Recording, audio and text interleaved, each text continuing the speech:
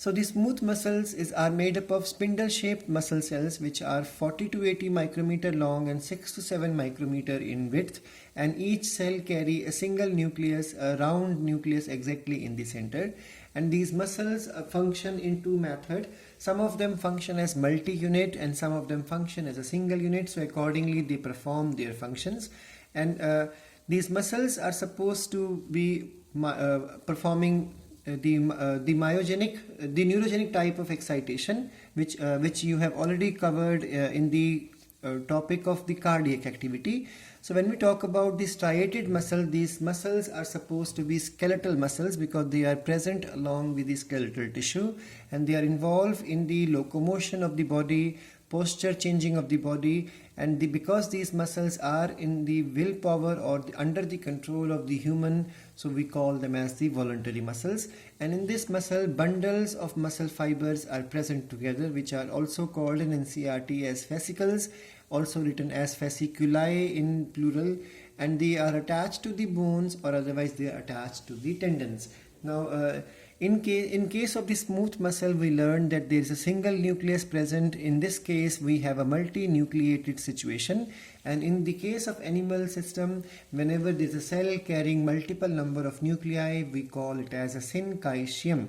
And then in the case of the skeletal muscle, these nuclei are present not in the center but at the periphery. So they are present just underneath the sarcolemma in the sarcoplasm.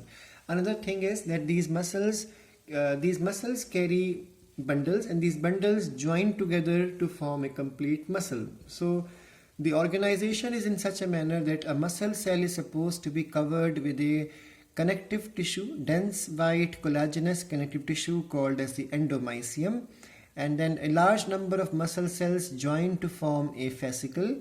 Fascicle means a bundle, and each bundle also is covered with a white, dense, collagenous, fibrous connective tissue required for providing protection, and this sheath is called as the perimysium. And then a large number of bundles join to form a single muscle, and that muscle will carry another white, dense, fibrous, collagenous connective tissue cover, which is called as the epimysium. So these are the terms, and similar terms will come even in the topic of the nervous system. So this is how the muscles of skeletal tissue looks like. And apart from that, we have the cardiac muscles. These muscles are present in the heart, and they form the myocardium. The layer of the heart which is made up of muscle is called as the myocardium.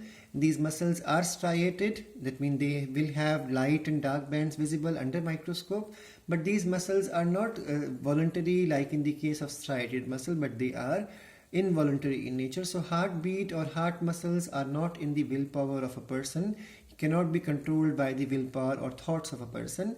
And then these muscles develop the myogenic type of heartbeat, and they are multinucleate just like in the case of the skeletal muscles.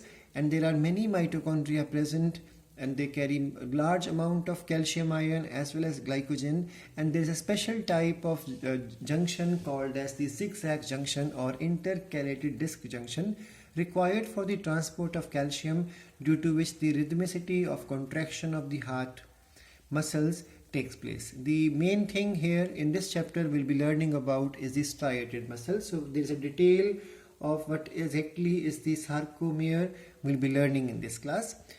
So the next thing to understand is that the muscles are mesodermal in origin, and then the cells of the muscles are called as the myocytes. They are specialized to undergo contraction, and they are bound by a connective tissue sheath, which I have already covered, that these are called as endomysium, perimysium, and then we have the epimysium. So they are bound with a connective tissue sheath, which is the white, dense, fibrous, collagen-rich sheath. And then human body carries 639 types of muscles. Out of that, 5 muscles are unpaired.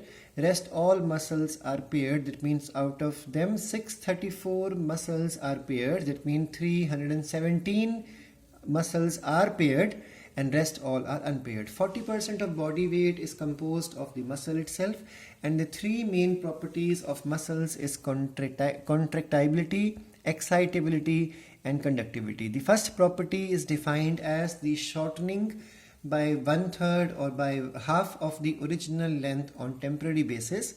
The excitability is the excitation by the nervous impulse. It could be the excitement because of the hormone reception or because of some thermal stimulus, chemical stimulus, or the mechanical stimulus. So because of any stimulus or because of an input of a hormone or nervous impulse, the muscles are supposed to undergo excitement, and this excitement is supposed to cause contraction.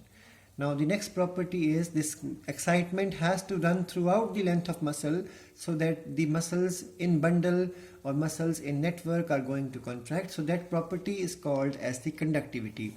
So conductivity is the spread of the impulse to the neighboring myocytes or the muscle cells. Now the muscle organization. A muscle is supposed to be made up of the muscle cells, which are called as the myocytes. Myocytes are also called as the muscle fibers. And these fibers are surrounded by the endomysium, that is the connective tissue.